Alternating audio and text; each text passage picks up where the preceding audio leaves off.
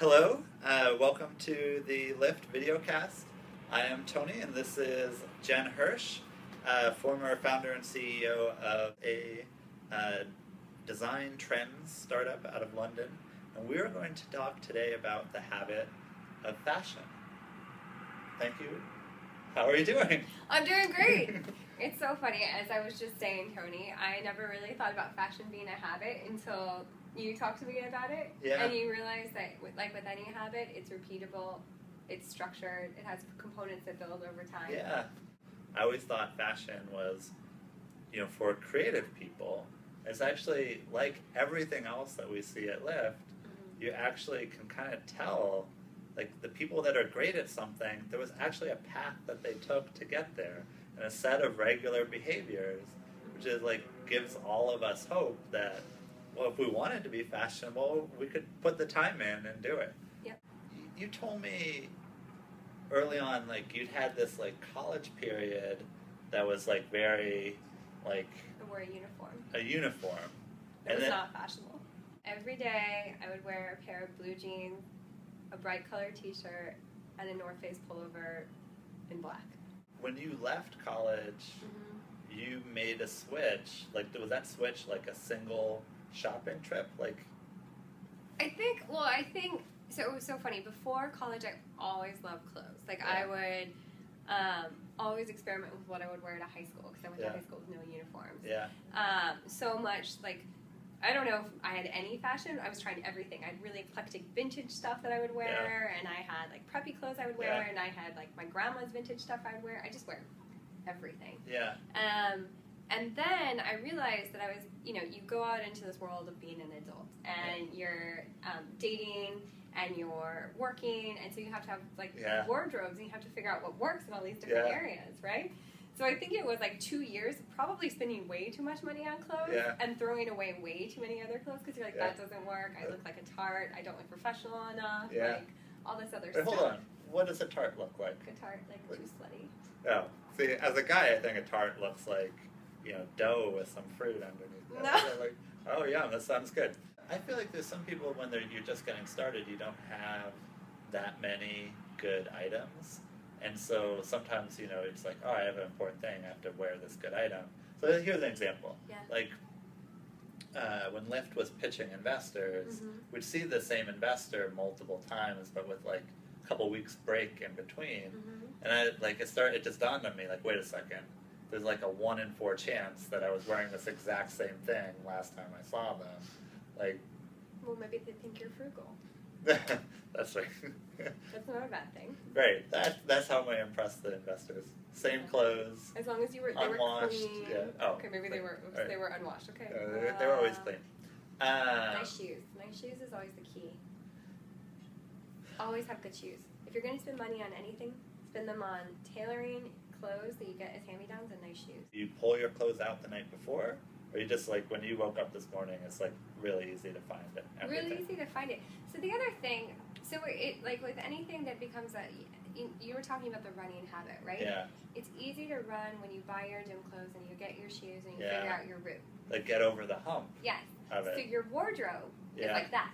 Yeah. It's prepping for the fashion.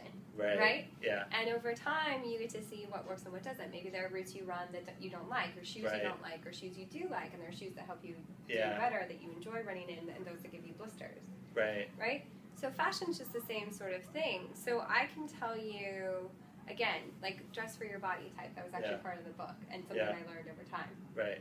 So I'm tall, I have a really classic female figure, and I'm a brunette with pale skin. Right. Like, everything I wear needs to take those in. I'm unlikely to change my hair color. I'm unlikely to shrink. Like, what color doesn't work with pale skin? Anything pastel. I look washed out. Right. If I wear all black, it's really harsh. Like, I look a little bit goth. Yeah. Right? And you're like Jeter from Saturday Night Live kind of thing. Yeah.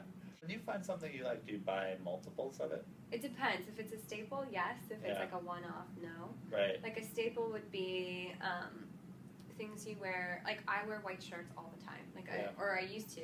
I think I still wear a fair bit because I love a white dress shirt because it's like dresses anything up and it's really easy to throw on and it's easy to accessorize. I bought 6 years ago, the Brooks Brothers non-iron tailored one fit me perfectly. Yeah. I bought 12. They've all disintegrated. Yeah. Except for 2. Yeah. Right? I had my favorite pair of black jeans I bought in the UK. I wish I bought 4. When they disintegrated, I had patched them so many times. So occasionally, when it's perfect, get a bunch. Yes. So there's something interesting. We did a survey of Lyft users, and what they said is like, what 65% of them said is like the biggest thing that they need for a better love life is to have a better body. And it's like so much effort is spent into like going to the gym, dieting, Like, if what they're really saying is they need to look better, like maybe they should just be like dressed better. So the number one thing my grandma taught me, even early on, and it took me a really long time to internalize it, was that half of it is about confidence, right? The confidence to have your own opinion, the confidence to like wear what you're wearing. My roommate gave me these pants, and she's like, "You're the only one I know who can pull them off." And I'm like, "But why?" And she's like, "You're just so confident. You go out there with such a swagger that people are like, okay, we have to take her seriously." Wait, was there a period in your life where you didn't have swagger? Yeah, I was so shy. Like in high school, I would blush if you talked to me. Really? Yeah. So then what switched? I went to the biggest college of all, and I've always been really driven and motivated to be successful. Yeah. And success at a big school is being extroverted. I taught myself how to be an extrovert. Oh my God. I think you're watching 2 introverts who are pretending to be extroverted. Hope you're enjoying the show. Yeah, so very good. Okay.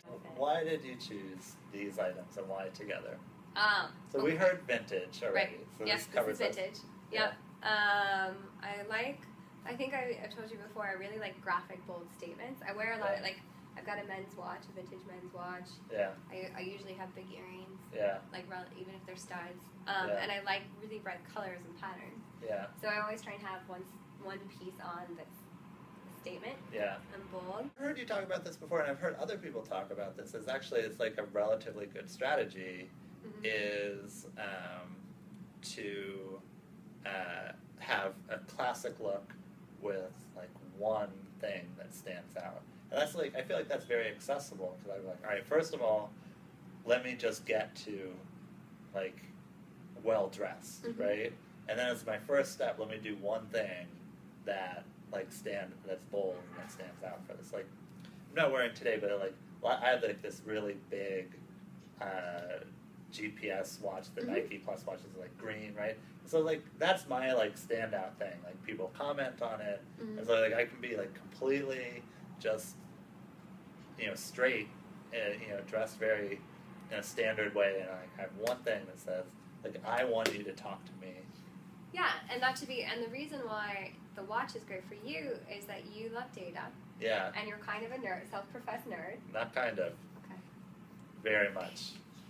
Yes. Anyways, but that's a nerdy, cool thing. Yeah. It's tech, it's digital, it's indicative of who you are. Yeah. And so having things like, I'm exuberant and a little bit bubbly, so having bright colors and bold pieces kind of fits with my personality. Right.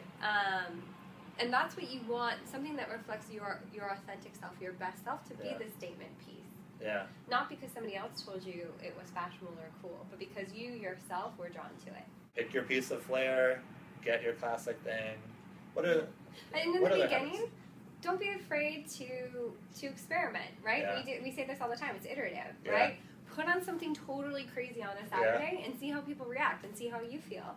Is it going back to more celebrity focused than the average person? Yeah. I did see Kim Kardashian tweet out an apology saying the mirror lied to me, this outfit is terrible. And it was a photo, and you know what? She was right. It was a terrible outfit. And it's she's like, this can't be mixed. It doesn't work. Right. So, anyways, I think super optimistic, and appreciate you joining me to help suss out the habits of fashion. People. I'm happy to help. This is a lot of fun. Thank you. Thank you. Are you paying attention to what Miley Cyrus is doing right now? No. I just saw her the other day in a leather jacket with metal spikes on it. She's straight out of Mad Max.